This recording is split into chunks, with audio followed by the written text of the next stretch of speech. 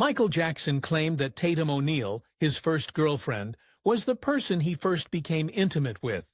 She later shocked the world by revealing the truth in her book.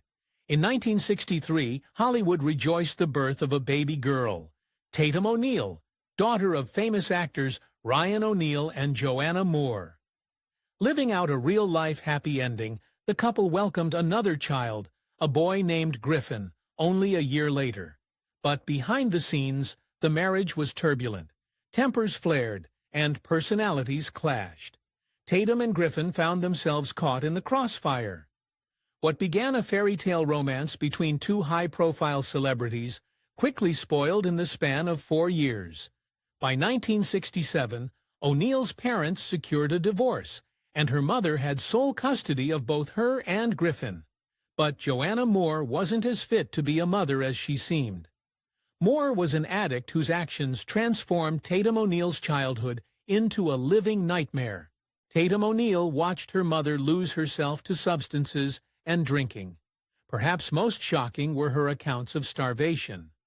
Both she and Griffin weren't properly fed or clothed, suffering deeply from their mother's neglect.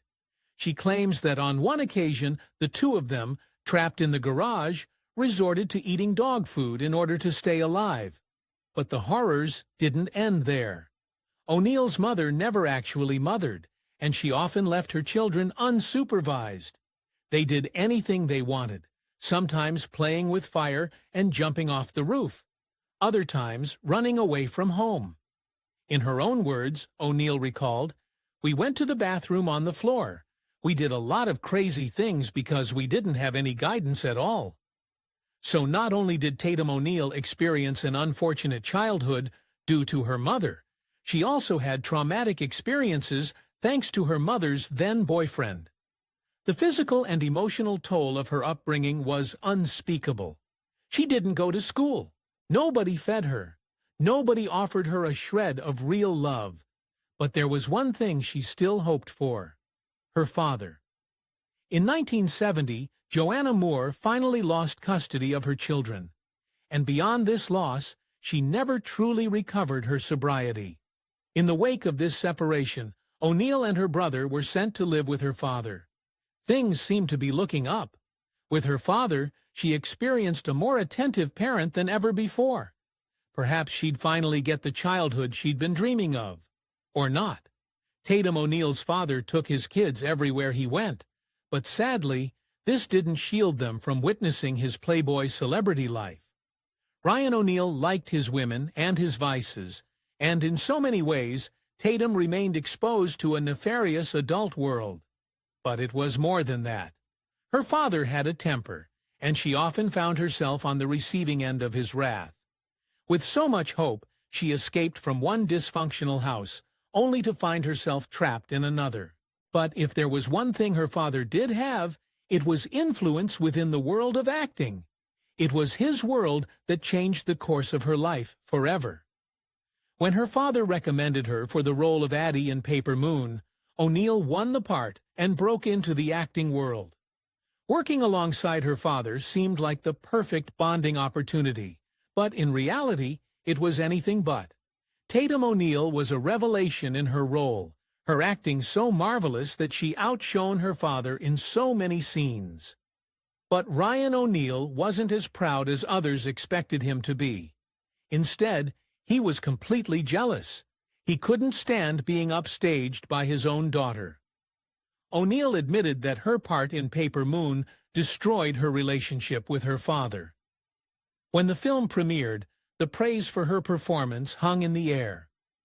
Feeding Ryan O'Neal's deep resentment, nobody was talking about his performance. He wasn't the center of attention anymore. And then came the record-breaking moment when the Academy announced Tatum O'Neal's Oscar nomination. At her first Oscars ceremony, O'Neal sported a very trendy pixie cut and a dapper suit. But this haircut didn't come by choice. When Ryan O'Neal jetted off to film Barry Lyndon, he left Tatum with Stanley Kubrick's family. Not just for a couple nights, but for an entire year. And as a result, she and the Kubrick's daughter, Vivian, spent a lot of time together. While playing during bath time, Vivian cut off all of Tatum's hair. she had no choice but to attend the Oscars with a brand new do. Throughout her childhood, Tatum O'Neal's father took her to adult parties no young girl had any business attending. She went wherever he went, and this included such mature places as the Playboy Mansion. Her exposure to these escapes forced O'Neal to grow up quickly and imparted a trauma that followed her into adulthood. She was desperate to find someone to connect to. Lost in the void of her parents' inattention, she sought friendship. So when Ryan and Tatum O'Neal went to Europe so Ryan could film A Bridge Too Far, Tatum decided to bring along one of her closest friends at the time, Melanie Griffith. With a young naivety, she wholeheartedly believed that she had found her best friend. What she didn't know was that Melanie had a secret agenda, and it didn't involve Tatum at all.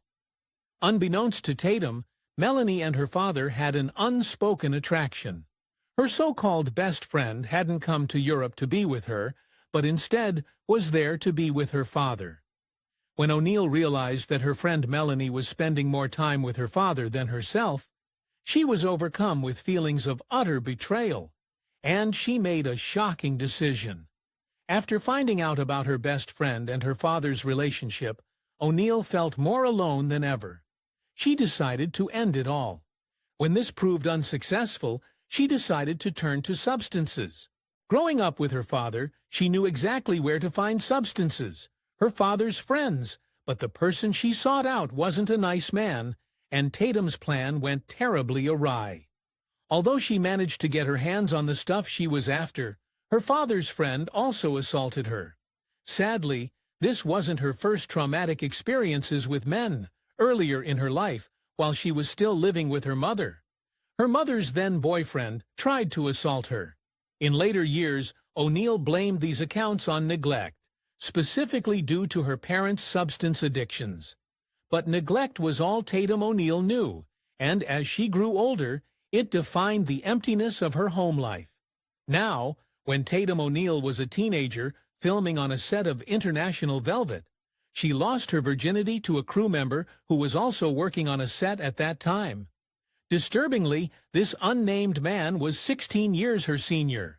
With no reliable parent to turn to and constantly in the company of other adults, O'Neal had a skewed idea of the romantic relationship.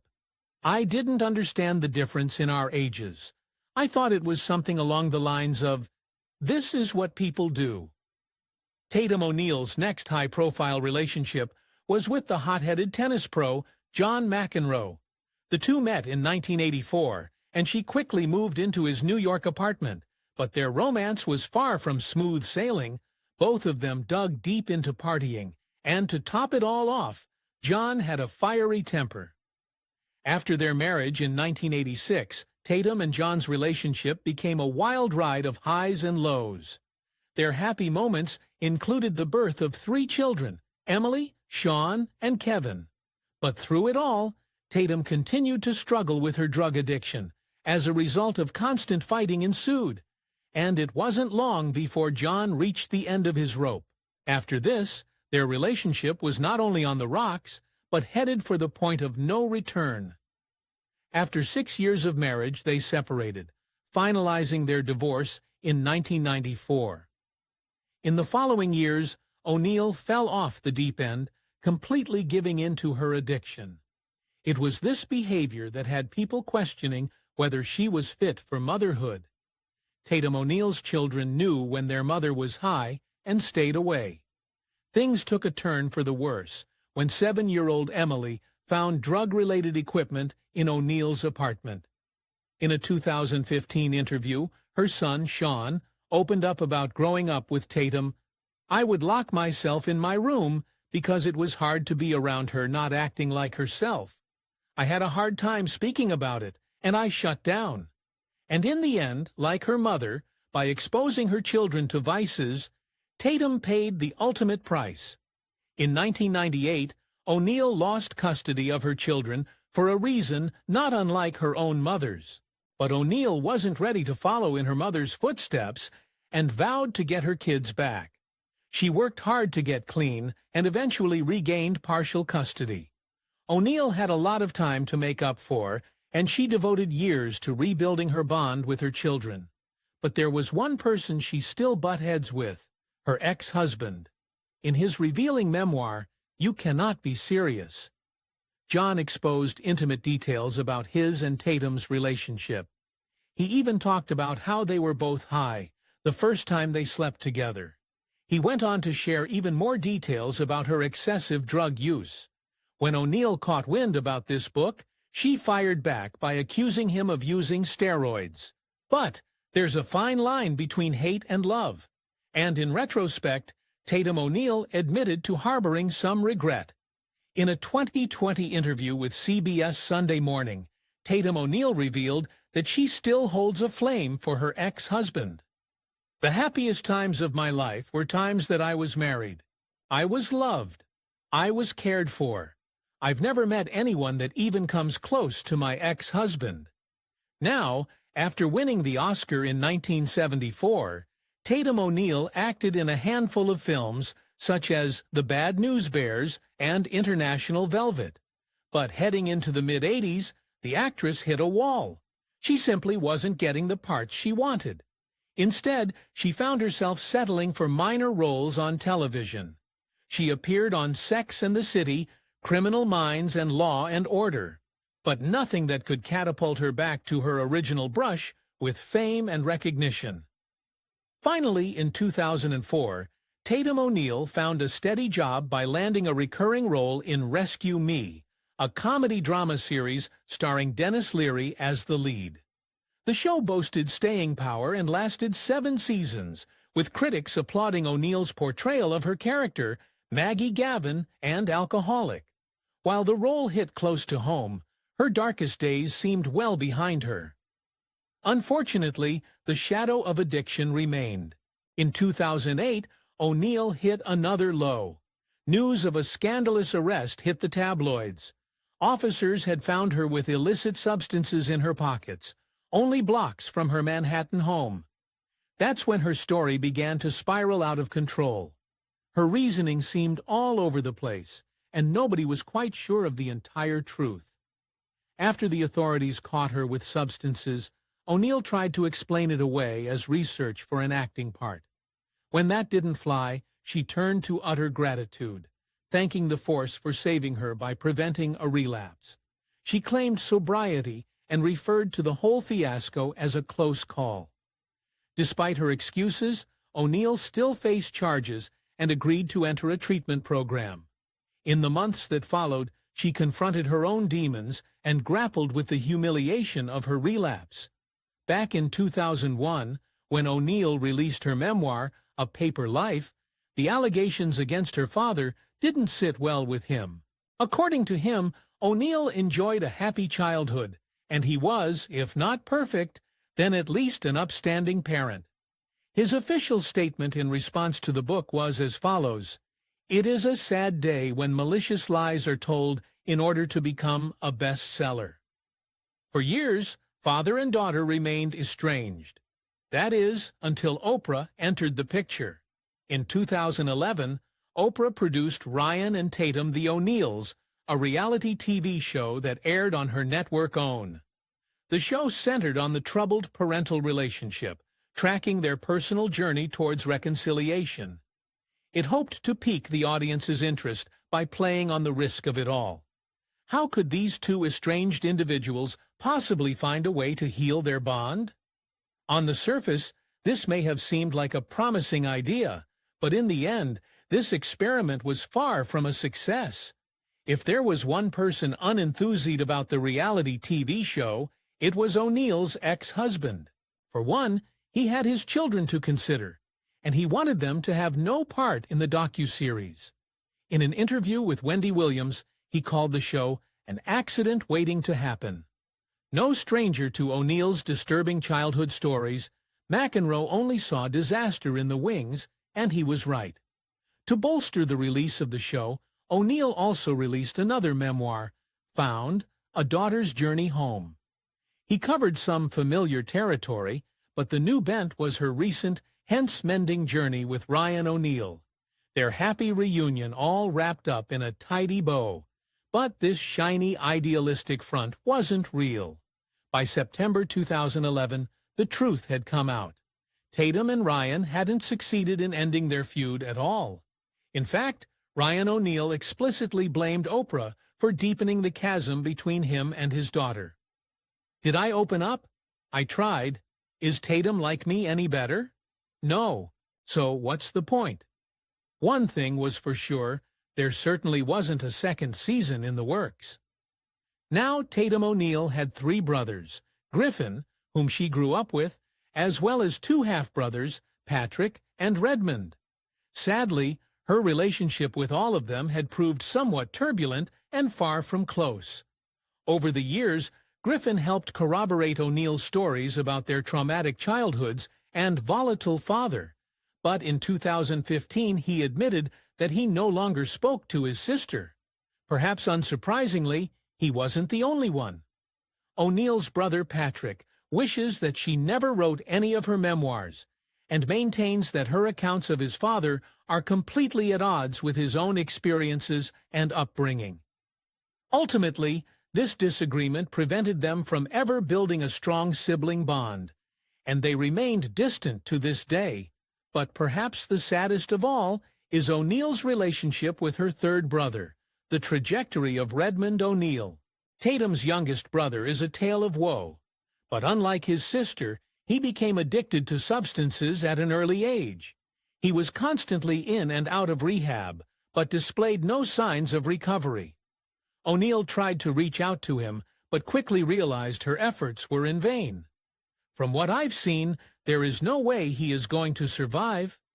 Her defeatist attitude was only proved when Redmond was incarcerated in 2018 for armed robbery and attempted murder. Now, there's one more story about Tatum O'Neal that hasn't yet been mentioned. Namely, a young Tatum caught the eye of one very famous pop star, 17-year-old Michael Jackson. O'Neal and Jackson shared a very close friendship, wasting away long hours chatting on the phone. The very picture of adolescent nervousness and awkwardness. They even attended a famed club, Studio 54, together. But when it came to the stirrings of the heart, one party seemed to be on a completely different page. The 2 of them ended up dating for a brief time. But when Jackson revealed that he wanted to take their intimacy to a higher level, O'Neal shied away. After all, she was still a young teenager and didn't feel ready. Despite their youth, their short but sweet romance made an indelible impression on Jackson. And in a 2001 interview, he reminisced about O'Neal. "I was like in heaven. It was the most magical thing." But there was more to it than just that. Jackson later flipped the script on O'Neal and made some claims of his own. Firstly, he claims to have lost his virginity to her. Secondly, he said that she was the seducer who tried to take their relationship to the next level, and that he was the one afraid of intimacy. This was quite the opposite of O'Neal's own story. In her 2004 autobiography, she denied all his claims and said they never even slept together. Now, that was the turbulent story of Tatum O'Neal. If you enjoyed this story and are interested in more Hollywood and celebrity stories, hit the like button and make sure to subscribe.